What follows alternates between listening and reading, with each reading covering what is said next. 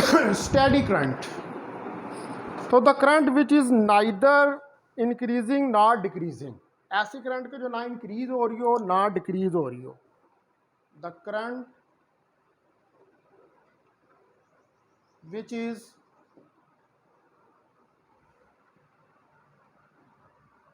Neither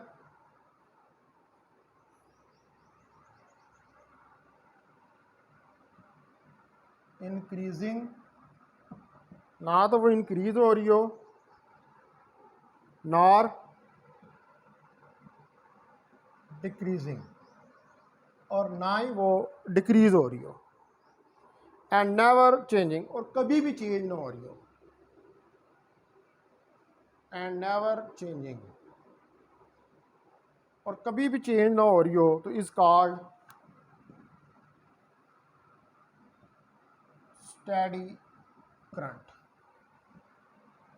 तो इसको हम स्टेडी करंट का नाम देते हैं। ठीक है जी, जो ना चेंज हो रही हो ना डिक्रीज हो रही हो ना बढ़ रही हो, एक जैसी रह रही हो, यानी कि कांस्टेंट हो, तो वो स्टेडी करंट होती है।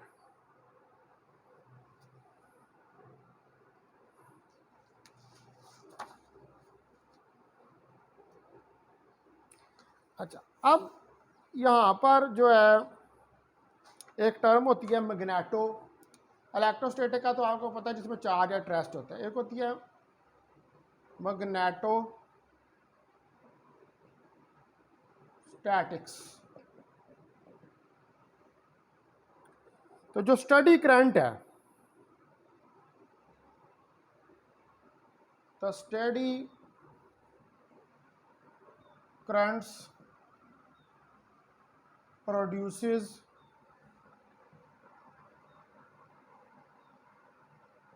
Magnetic fields.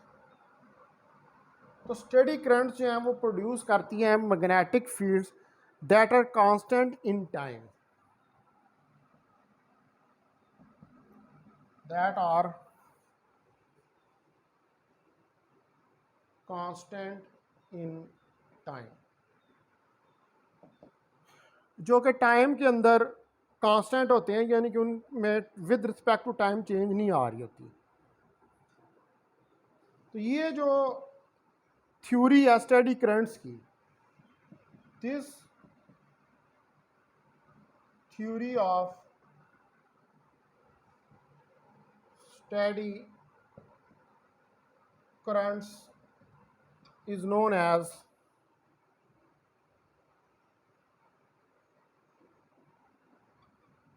मैग्नेटोस्टैटिक्स।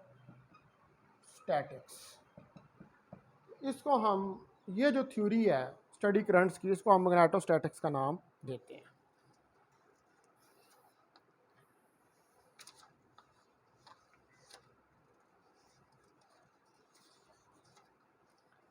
ठीक है जी, अब हमने जो है वो स्टडी करना है steady currents in continuous media.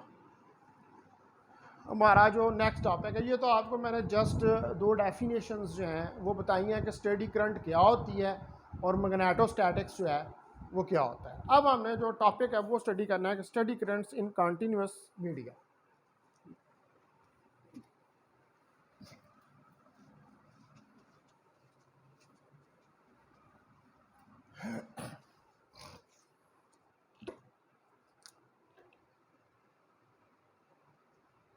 Steady currents in continuous media।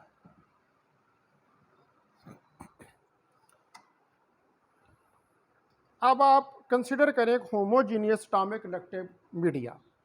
Let us consider a homogeneous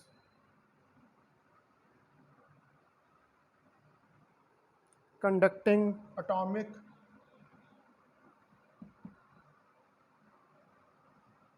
conducting media। Homogeneous यानी कि एक जैसा, कोई ऐसा मीडियम जो कंडक्ट कर सकता हो, यानी कि उसमें से इलेक्ट्रिक करंट जो है वो फ्लो कर सकती है। तो एक ऐसा मीडिया जो है उसको कंसिडर करें under the conditions of steady state conduction, under the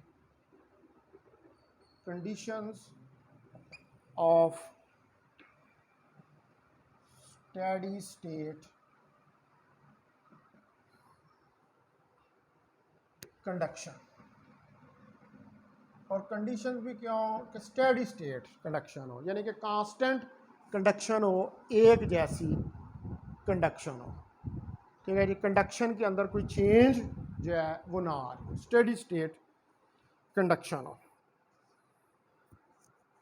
चूँकि हम डील कर रहे हैं with the steady state, since we are dealing with steady state। अब चूंकि हम स्टेडी स्टेट जो है इसके साथ डील कर रहे हैं at the total charge density, so the total charge density, तो जो टोटल चार्ज डेंसिटी है, अब चूंकि स्टेडी स्टेट है, रो ऑफ एक्स वाई और जेड, ये जो टोटल चार्ज डेंसिटी है एट इट्स इक्विलिब्रियम वैल्यू, इसकी जो इक्विलिब्रियम वैल्यू है उसके ऊपर है। तो लिहाजा हैंस चूँकि स्टेडी स्टेट है तो फिर इक्वेशन ऑफ कॉन्टीन्यूटी होनी चाहिए यहाँ पर, तो उसके मुताबिक तो फिर यहाँ पर चूँकि ये स्टेडी स्टेट है तो curly rho over curly T will be equal to zero, यानी कि इसमें तो विद रिस्पेक्ट टू टाइम को चेंज ही नहीं आ रही, तो ये तो ज़ीरो के बराबर है for each point in the medium, medium के अंदर जो हर पॉइंट है, क्योंकि मीडियम भी होमोजीनियस है, स्टेडी स्टेट कंडीशंस हैं, चेंज ही कोई नहीं आ रही, तो लिहाजा जो अब आपके पास इक्वेशन ऑफ कॉन्टीन्यूटी है, so the equation of continuity, अब जो इक्वेशन ऑफ कॉन्टीन्यूटी है वो क्या, curly rho over curly T plus del dot J is equal to zero, ये आपके पास इक्वेशन ऑफ कॉन्टीन्यूटी है। तो यहाँ पर curly rho over curly T तो ज़ीरो है, तो zero plus del dot J is equal to zero, तो लिहाजा इसका मतलब है कि del dot J is equal to zero, ये इक्वेशन नंबर 1 आ गई, स्टेडी स्टेट कंडीशंस है। ठीक है, तो स्टेडी स्टेट कंडीशन में तो फिर जो चार्ज डेंसिटी है उसके अंदर कोई चेंज नहीं आएगी विद रिस्पेक्ट टू टाइम, वो जो चार्ज डेंसिटी है विद रिस्पेक्ट टू टाइम वो तो कांस्टेंट ही रहेगी।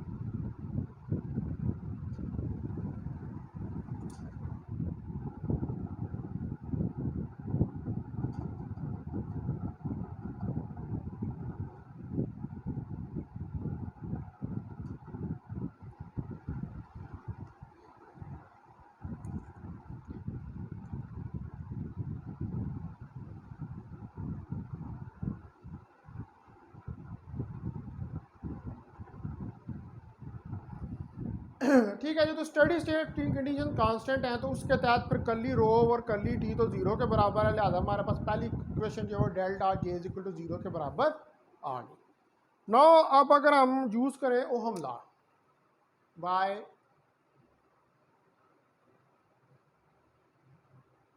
ओहम्स लॉ, अब ओहम्स लॉ के मुताबिक जे जो है वो जी ई के बराबर है। तो अब इसको, इस वैल्यू को अगर आप इक्वेशन नंबर 1 में पुट कर दें, पुट इट इन 1, ठीक है जी, इसको इक्वेशन नंबर 1 के अंदर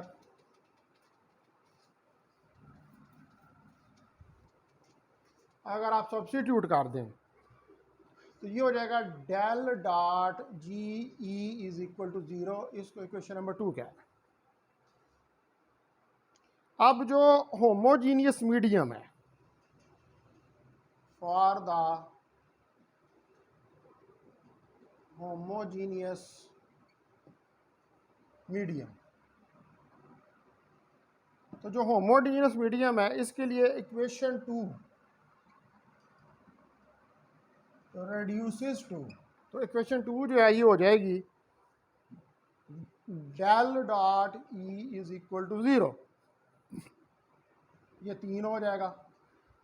अच्छा, but for a static electric field,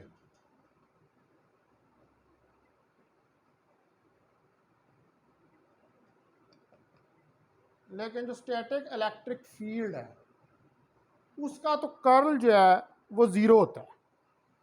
del cross E is equal to 0, क्योंकि इलेक्ट्रिक फील्ड का कर्ल तो नहीं होता है, इलेक्ट्रिक फील्ड का हमेशा डाइवर्जेंस होता है। Del dot E is equal to rho over epsilon naught, उसका तो हमेशा डाइवर्जेंस होता है, उसका कर्ल तो होता ही नहीं है। और जो इलेक्ट्रिक फील्ड है इसको आप ड्राइव कर सकते हैं from scalar potential. The electric field can be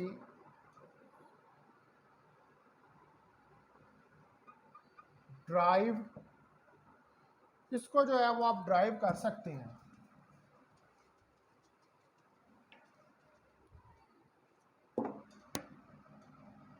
from the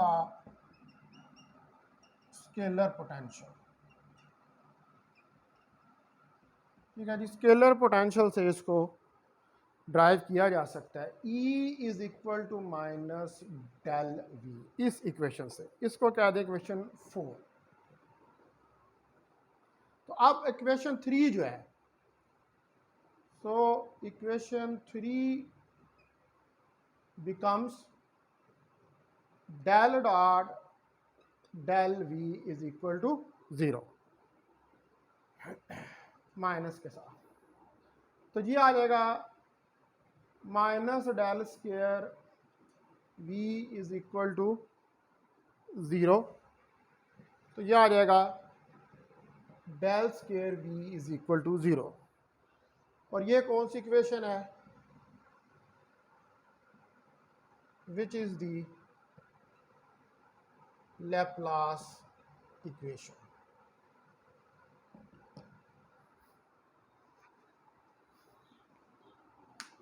ठीक है, ये लैप्लास इक्वेशन है। अब जो सोल्यूशन है लैप्लास इक्वेशन का, इसको हम डिटरमिन कर सकते हैं with the help of boundary conditions. The solution of Laplace equation can be determined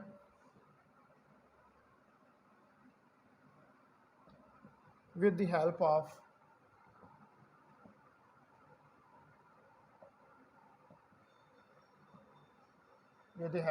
boundary conditions। इसको बाउंड्री कंडीशंस की हेल्प से आप डिटरमिन कर सकते हैं इसके सॉल्यूशन को। अब ये जो बाउंड्री कंडीशंस हैं जिसकी मदद से आप इसको कैलकुलेट कर सकते हैं,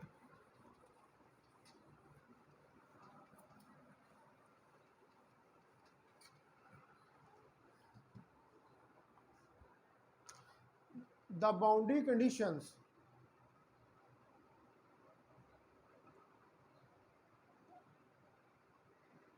अब ये जो बाउंड्री कंडीशंस हैं दैट स्पेसिफाई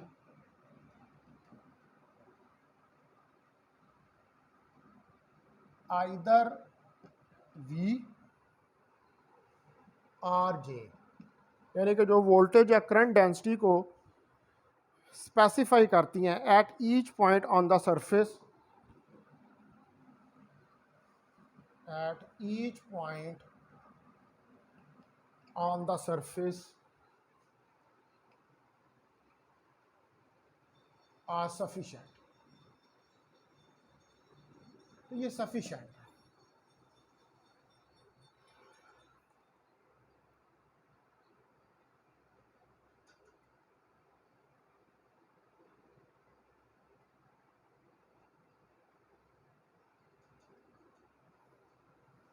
अच्छा, अब जो स्टेडी स्टेट कंडीशन है, under the steady state condition, अब जो स्टेडी स्टेट कंडीशन है, बल्कि स्टेडी स्टेट कंडक्शन जो है,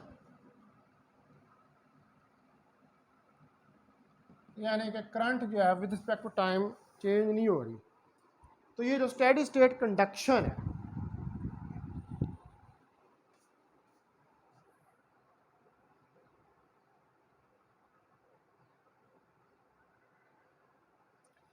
तो इसमें जो करंट क्रॉस करती है एरिया को,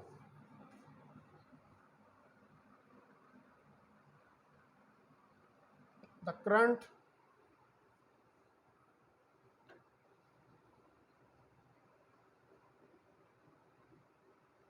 crosses the area between two conducting media,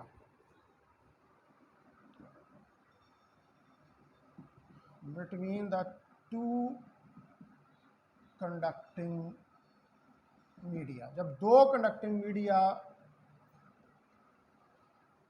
steady state current cross करती है एरिया दो कंडक्टिंग मीडियाज के दरमियान में, can be computed in terms of current density, इसको हम फाइंड कर सकते हैं, can be computed in terms of current density. तो इसको आप कैलकुलेट कर सकते हैं in terms of current density.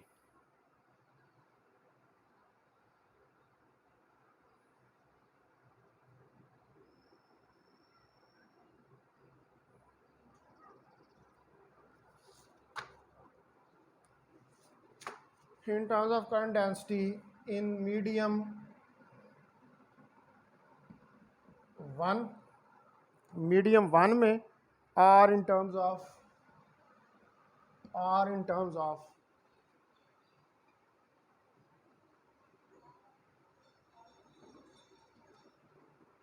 current density in medium 2।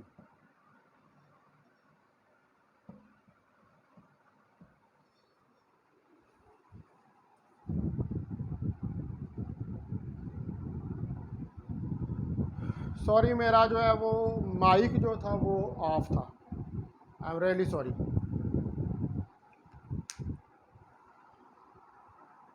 अच्छा जी, अब ये मैं इसको रिपीट कर देता हूँ, जो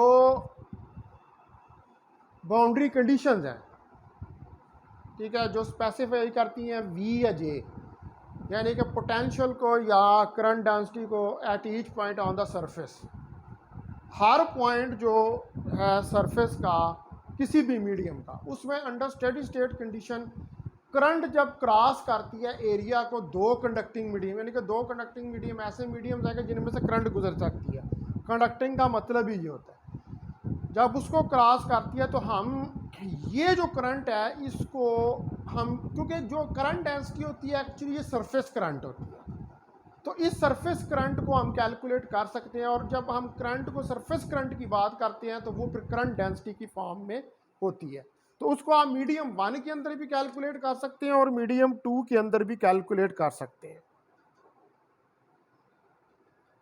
अब ये दोनों जो हैं सेम रिजल्ट जो है वो प्रोड्यूस करेंगे, सिंस द टू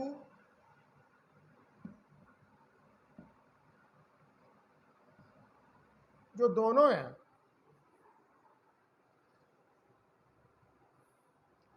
प्रोड्यूसेस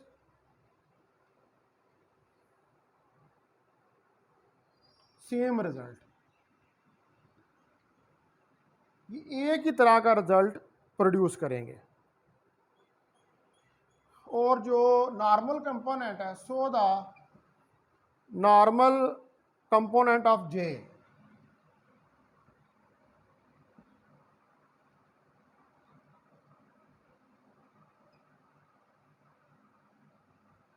और जो नॉर्मल कंपोनेंट है जे का, यानी कि करंट डेंसिटी का नॉर्मल कंपोनेंट,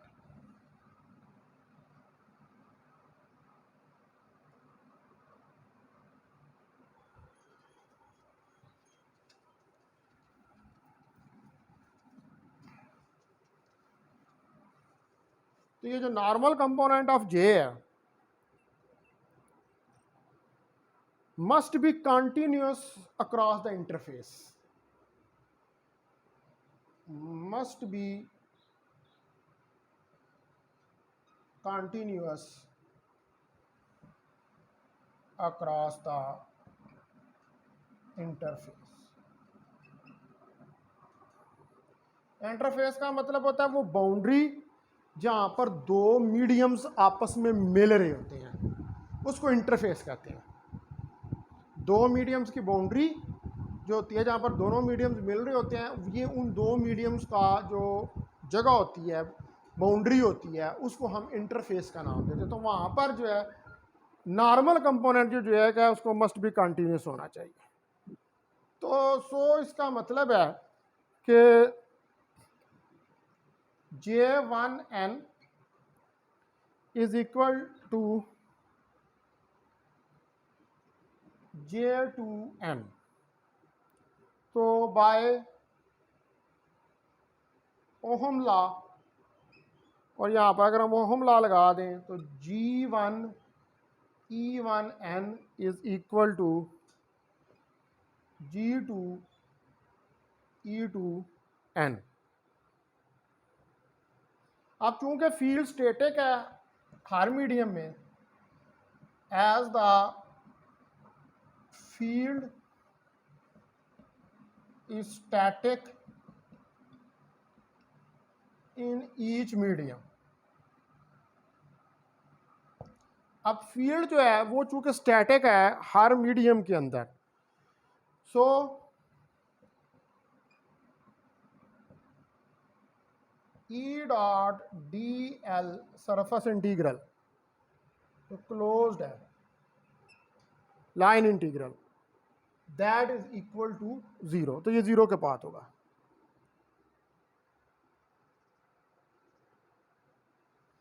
ठीक है जी। तो अब जो पाथ है,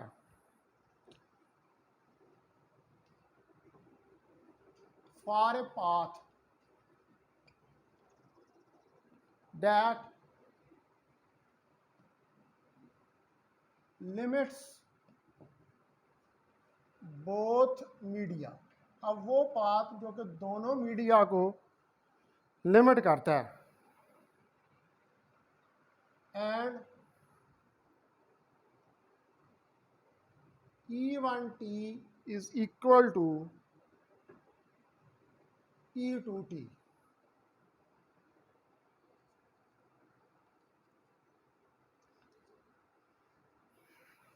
ठीक है, तो ये इक्वेशन जो है E1t और E2t,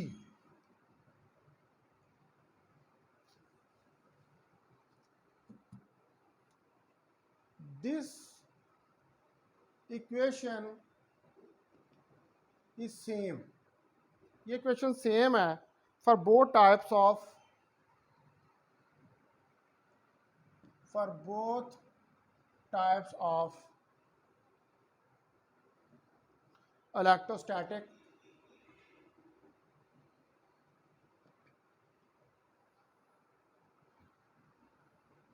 and steady state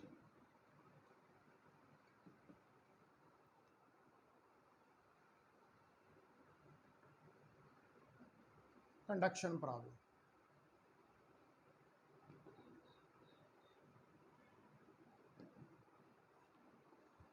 तो ये दोनों के लिए स्टेडी स्टेट और कंडक्शन प्रॉब्लम के लिए ये सेम है कंडीशन जो है।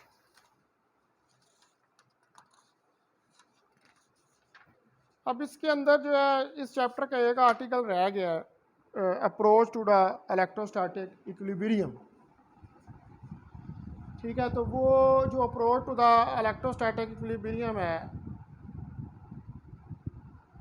वो फिर मैं नेक्स्ट टाइम जो है इसको पढ़ाऊँगा, यानी कि आप मंडे वाले दिन जो है इसको स्टडी करो। अच्छा, आप लोग जो है वो अब ये है कि आप लोगों का कोर्स तकरीबन आप एंड होने के करीब है। ठीक है जी, जो इसका भी है, इस चैप्टर का एक टॉपिक रह गया और आगे से जो स्पेशल लेक्चर्स जिस चैप्टर 4 के हो रहे हैं उसके भी मेरा ख्याल है कि कोई रह गए हैं 3 या 4 टॉपिक्स। तो ये अब आप ख़त्म हो जाना है। अब आपने कोर्स आउटलाइन देखनी है और पेपर्स को कंपेयर करना है। ठीक है, कोर्स आउटलाइन और पेपर्स को कंपेयर करना है, जो ओल्ड पेपर्स हैं, और देखना है कि कोई इनमें से टॉपिक रहता तो नहीं है।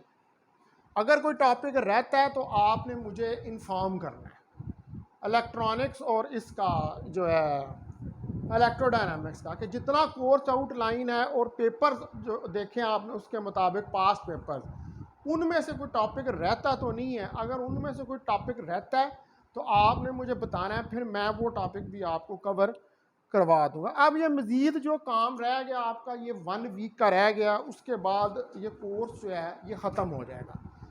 लिहाजा पास्ट पेपर्स, आप सबकी असाइनमेंट है कि पास्ट पेपर्स को देखें। ठीक है, और उनमें देखें कि क्या ट्रेंड है। मैंने जो इलेक्ट्रोडायनामिक्स के पास्ट पेपर्स देखे हैं उनके अंदर मैंने ये देखा है कि वो ज़्यादा प्रॉब्लम्स, जो शॉर्ट क्वेश्चंस हैं वो तो थ्योरी में से देता है, लेकिन जो लॉन्ग क्वेश्चंस हैं वो ज़्यादा प्रॉब्लम्स देता है, जो ग्रिफिथ के प्रॉब्लम्स हैं। ठीक है, तो आपने के लिए ये असाइनमेंटें करनी बड़ी ज़रूरी हैं।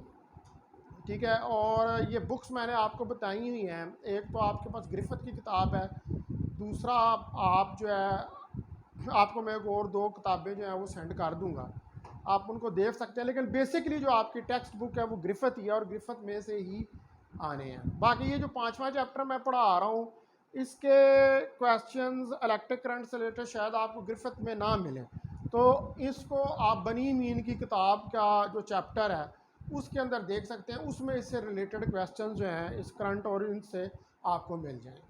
ठीक है, ये अब आपकी जो है ना वो असाइनमेंट है कि आपने